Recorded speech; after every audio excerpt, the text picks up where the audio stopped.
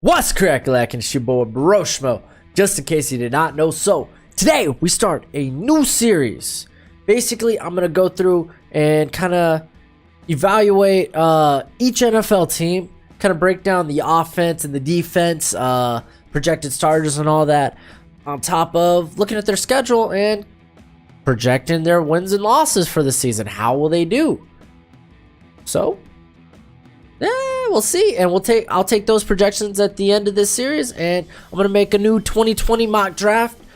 So be on the look for that. But this is a daily series, but be sure to subscribe and hit the thumbs up if you enjoy it.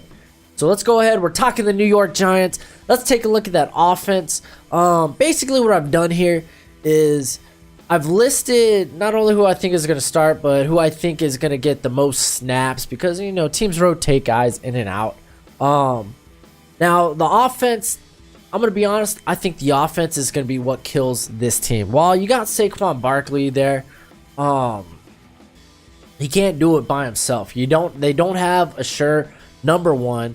I mean, Sterling Shepard, they paid good amount of money, good chunk of change, but he's a number two in a slot at best. Golden Tate ain't Golden Tate anymore. Still a good quality player.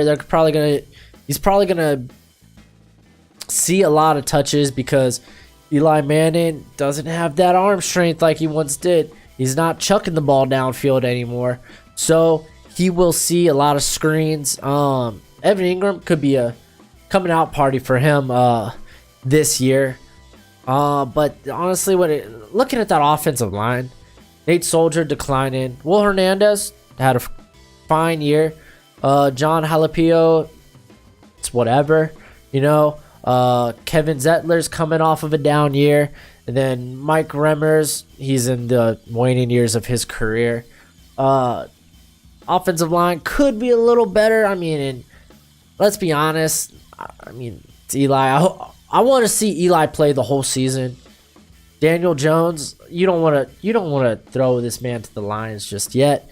He's not ready. And you don't want to throw him on a losing team anyway.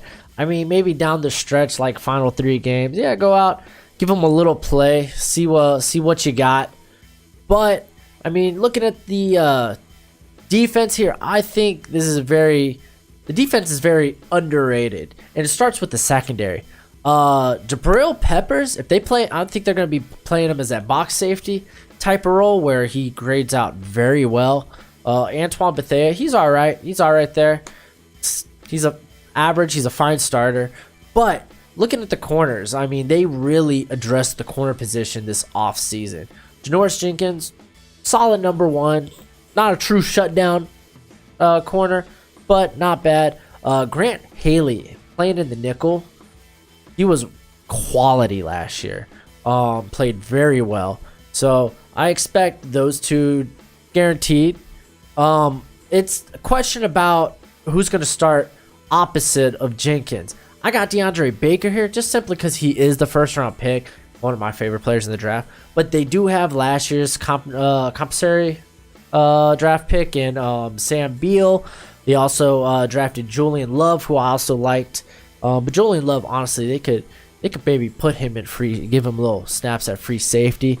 But you'll see all those guys in the mix. They put a lot of effort in addressing the secondary. However, they didn't put that effort forward with the pass rush. There's almost no pass rush there. They could hope Lorenzo Carter comes out and has a breakout year. I don't think that'll be the case. He's not that type of player. They picked up Marcus Golden. You know what I'm saying? They did draft a guy I did like, O'Shane. Is it Himes or Heems? The dude out of Old Dominion. But he's still a bit raw. Very talented, very skilled, but still raw with technique and such. So pass rush will be the weakness on this team, because their front, their defensive line looks stout. BJ Hill played very good last year. Dalvin Thompson, one of the better nose tackles in the league. And then they drafted Dexter Lawrence, who right now I think he is maybe he's not a full 3-down player yet, but we'll see. They picked him there for a reason. I think he offers a lot in run defense, and he is fast and strong enough to make a difference on those passing downs. So I mean, he's a first round pick. I think he's going to get a lot of play this year. AJ Ogletree, not the same player he was a couple of years ago. So inside linebacker, I mean, they kind of leave a little bit to desired, but overall, I think this defense is very good. Aside from obviously pass rush, but we'll see. Honestly, I have them projected as taking a look at their schedule. It's not the toughest schedule in the world, but they are. I mean, you play into that AFC East or NFC East, excuse me. You're facing the Cowboys, the Eagles, and the Redskins every year. The Cowboys and Eagles aren't any jokes. And I'll say that Redskins team, it's not half bad either. They just need a little better play on offense. But the NFC North facing the Bears, Packers, and the Vikings, that's going to be tough. And the Lions team is up and coming. So, I mean, honestly, looking at that, that could be 4 losses right there. And then the AFC East, which is kind of like you got a Jets team that's in the middle of a rebuild, a Bills team that's on the up, a Dolphins team that's a hot mess, and then the Patriots, being the Patriots. But luckily, those other 2 games they have to fill out the rest of their schedule is against Arizona, who was the worst team in the NFL last year, and the Tampa Bay Buccaneers, who Jameis Winston was happy to throw to anybody that wasn't on his team. So honestly, I think as far as projected, the Giants, they have a real shot at 8 wins this year. Which you may be like, only 8 wins? It's like, well, okay, come on, guys. Eli Manning's in probably going to retire after this season, if not next season. And you're in the middle of a rebuild. Not even in the middle. You just began it. I mean, you gave away Odell, man. Gave away Odell. But I think 8 wins for a ceiling, not bad. I think realistically, and what I'm projecting is 5-11. I mean, that still gets you a top 10 pick too in the 2020 draft. So not half bad.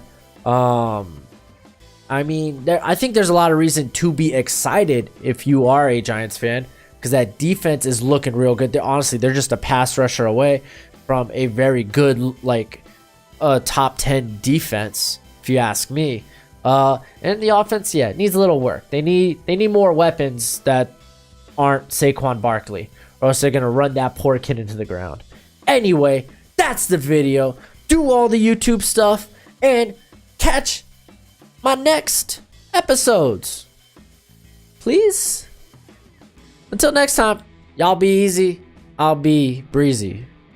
Not breezy F baby, but please say that. That was a poor attempt at a close-in. Till next time, you be easy, my friends. Later.